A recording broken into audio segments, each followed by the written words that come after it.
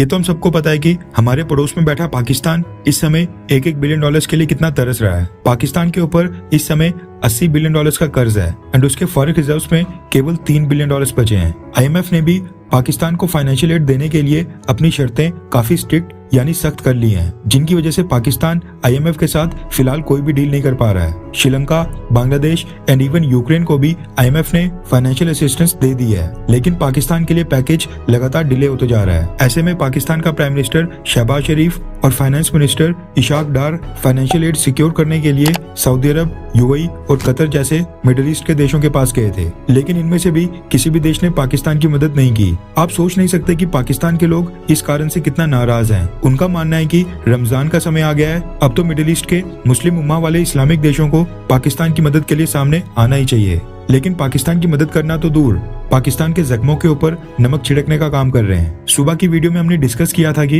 United Arab Emirates के Emaar group ने भारत के कश्मीर में श्रीनगर में मॉल ऑफ श्रीनगर की कंस्ट्रक्शन स्टार्ट कर दी है। अब UAE के बाद सऊदी अरब ने भी पाकिस्तान को एक बहुत ही बड़ा झटका दे दिया है। दरअसल अभी तक क्या होता था कि पिछले कई दशकों से जब भी पाकिस्तान एक टाइट इकोनॉमिक कंडीशन में होता था, सऊदी अरब पाकिस्तान को बेल आउट किया करता था। पाकिस्तान का कोई प्राइम मिनिस्टर या पाकिस्तान का आर्मी चीफ सऊदी अरब की विजिट के ऊपर जाया करते थे एंड सऊदी अरब से पैसे मांगा करते थे। लेकिन इस बार सऊदी अरब ने न सिर्फ पाकिस्तान को कोई मदद देने से इनकार किया है, बल्कि IMF की तरह सऊदी अरब ने भी पाकिस्तान के सामने कंडीशंस रख दी हैं। रेफरेंस के लिए आपकी स्क्रीन के ऊपर beyond world is one news के आर्टिकल का स्क्रीनशॉट है, जिसके मुताबिक सऊदी अरब ने पाकिस्तान को इंटरेस्ट फ्री लोन देने से पूरी तरह से साफ इनकार कर दिया है। रिपोर्ट्स निकल कर आ रही हैं कि सऊदी अरब ने पाकिस्तान से कहा है कि पाकिस्तान पहले अपने देश में कुछ रिफॉर्म्स करे, उसके बाद ही सऊदी अरब पाकिस्तान को कोई फाइनेंशियल असिस्टेंस देगा। इसके अलावा सऊदी अरब ने कहा है कि अगर IMF पाकिस्तान को बेल आउट पैकेज देता है तो सऊदी अरब उसके बाद ही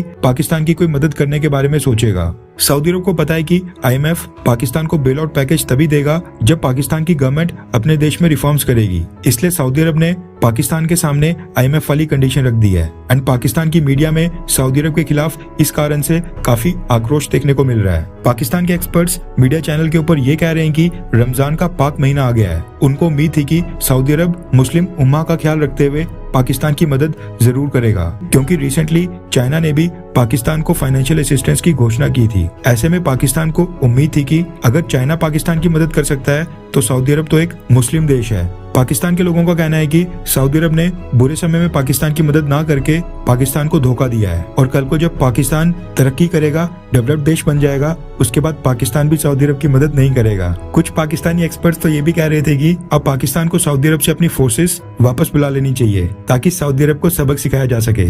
UAE ने तो पहले ही पाकिस्तान से दूरी बना ली थी और अब सऊदी अरब के इनकार से पाकिस्तान गवर्नमेंट को बहुत ही बड़ा धक्का लगा है। अभी कुछ ही महीने पहले पाकिस्तान के प्राइम मिनिस्टर शहबाज शरीफ ने एक स्टेटमेंट दी थी, जिसमें उन्होंने कहा था कि उन्हें विदेशी दौरों के ऊपर जाते हुए काफी शर्म आती है और पाकिस्तान के लिए शर्म की बात है कि उनके एक हाथ में न्यूक्लियर वेपन्स हैं और दूसरे हाथ में भीख का कटोरा।